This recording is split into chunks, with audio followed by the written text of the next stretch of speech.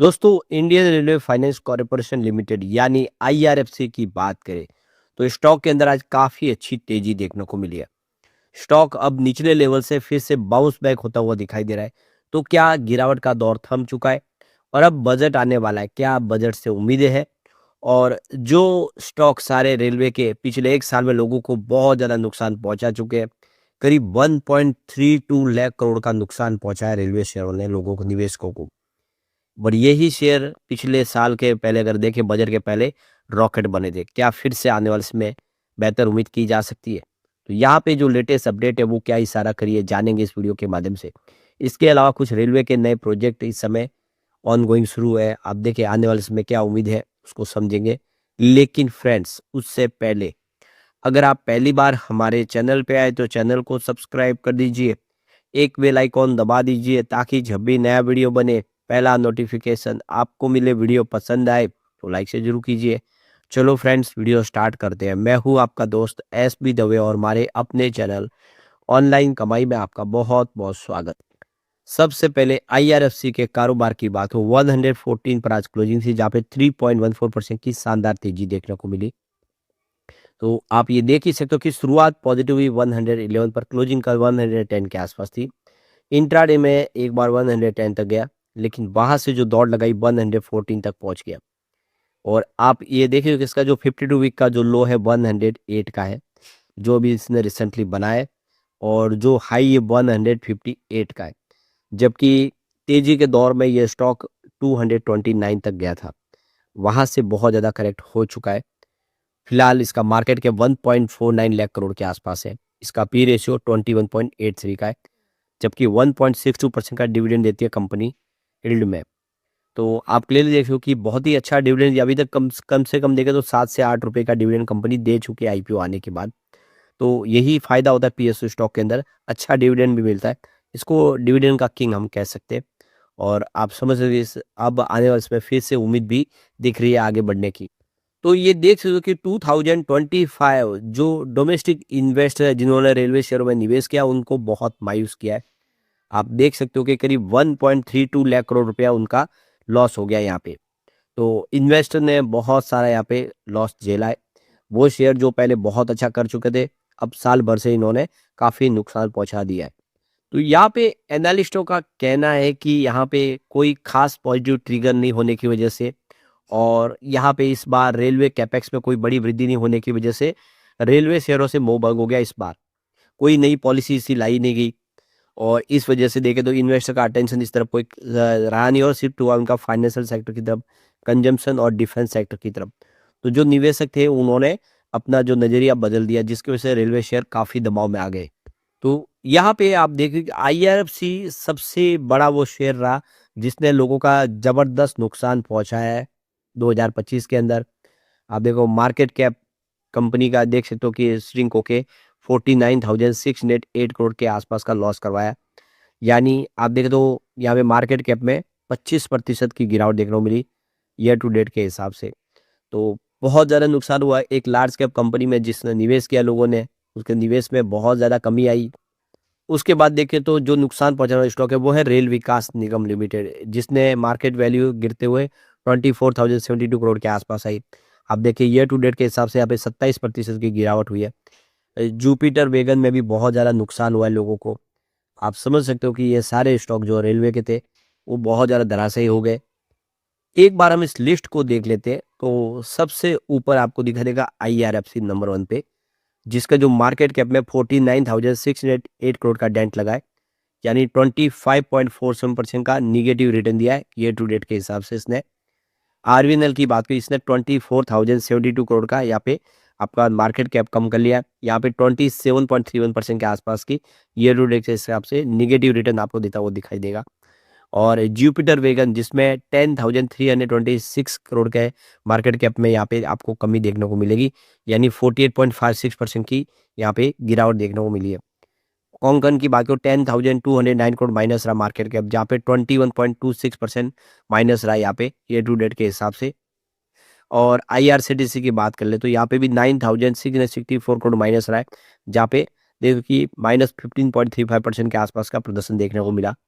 फिर Ramkrishna Forging -7,173 crore market cap, जहाँ पे 44.4% का निगेटिव यहाँ पे इसका रिटर्न रहा है।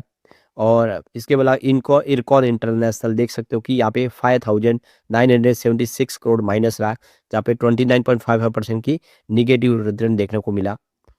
उसके बाद आप देखें तो यहाँ पे टीटागढ़ रेल, जहाँ पे -4,448 करोड़ के आसपास का मार्केट कैप लॉस और 29.89% की नेगेटिव रिटर्न देखने को मिलेगी। IRRITS 3,289 करोड़ माइनस, यानी 23.47% का negative return.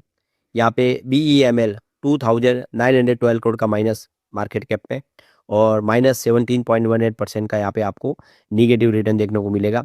Texmo rail -2,686 crore, यानी 35.89% का निगेटिव ईयर टू डेट के हिसाब से रिटर्न।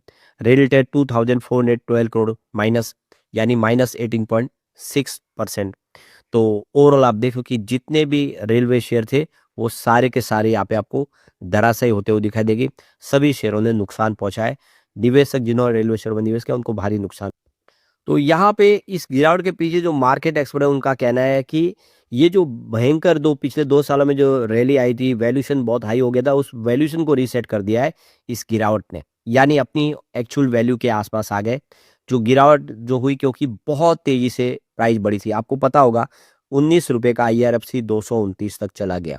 उसी तरह से 30 रुपए के आसपास का RVNL 647 तक चला गया। किसी को हजम नहीं होती ये प्राइस, और इसी वजह से ये करेक्शन इन शेयरों में हुआ है। तो 53% के आसपास का डिक्लाइन रेलवे के शेयरों में देखने को मिला है।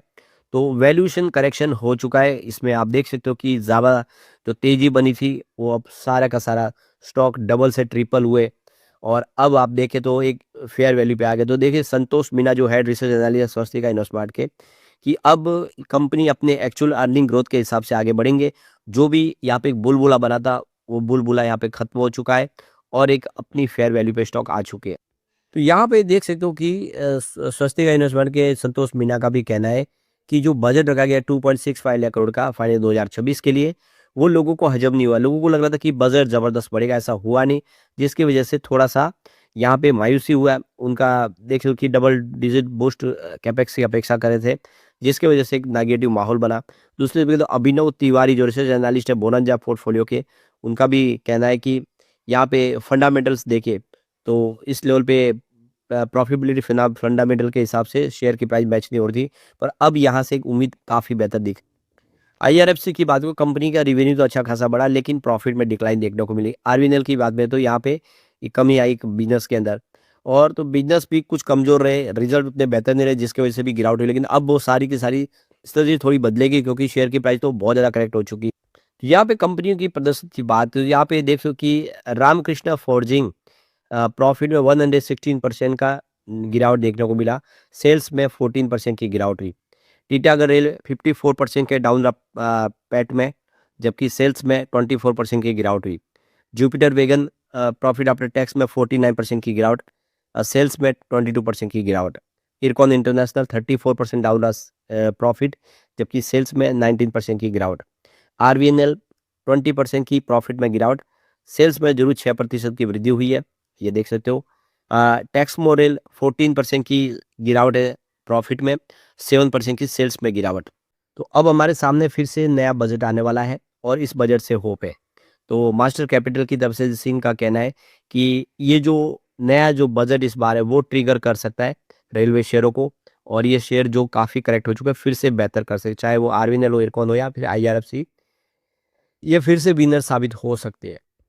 तो ये देखिए स्वास्थ्य का इन्वेस्टमेंट के संतोष मीना का कहना है कि बजट 2026 के पहले यहाँ पे फिर से बजट के पहले प्री बजट रैली हो सकती है और रेलवे शेयरों में माहौल बनने लगा है, यानी आने वाले समय ये स्टॉक कमाल कर सकते हैं। तो अभी जो चंद के खबरें निकल के आ रही है कि इस बार बजट 2026-27 में जो रूमर चल रहा है कि 10 से लेकर 12% का कैपेक्स इंक्रीज किया जा सकता है। अगर ऐसा होता है तो आप समझ सकते हो कि इन रेलवे शेयरों में फिर से एक पॉजिटिव जबरदस्त माहौल बन सकता है। यहाँ पे देखो कि 300 से 400 नए वंदे भारत ट्रेन स्लीपर शुरू किए जा सकते हैं, और दूसरी और जो ट्रैक के ऊपर डबलिंग के ऐलान हो सकते हैं, सेफ्टी के ऊपर कवच सिस्टम के ऊपर काफ़ी सारा इन्वेस्टमेंट किया जा सकता है। ये सारी बातें साबित करिए कि आने वाले समय यहाँ पे इन रेलवे शेयरों में फिर से शानदार माहौल बनेगा और आईआरएफसी कमाल कर सकता है।